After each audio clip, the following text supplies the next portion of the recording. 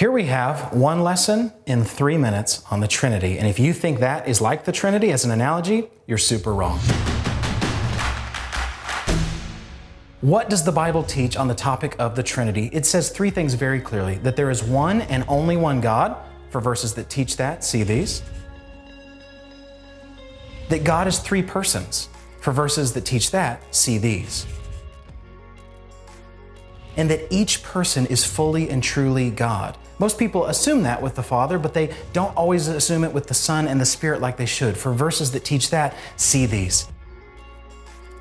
The essence of the Christian faith is the Trinity, and it's defined as that God is one being, one essence, one nature, one substance, whatever term you want to use, and that He is 3 persons. Now, what do we mean by substance and persons? By substance, we don't mean what we have a tendency to think of as substance today. We think of something out of which something is made. We think of like Play-Doh as a substance, and we can, mash it and make the weird spaghetti or make a dog or whatever. Or we think of milk as a substance that can make cheese or ice cream. That's not what we mean. When we say that God is one substance, we mean He is one individual being. That God and God alone is the only God. He is one. He has one mind. He has one will. There is a oneness there. When we say that God is 3 persons, by persons, we don't mean people, okay? Don't think of like 3 individual beings. That would not be a biblical way to think about it. By persons, we really mean what distinguishes the members of the Trinity from each other.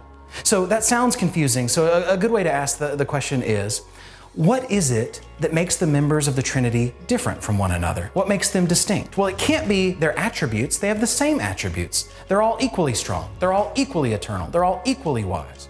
It can't just be that the difference is nominal, that it's just in name only. That wouldn't be a real distinction. And it can't be that the distinction is merely functional.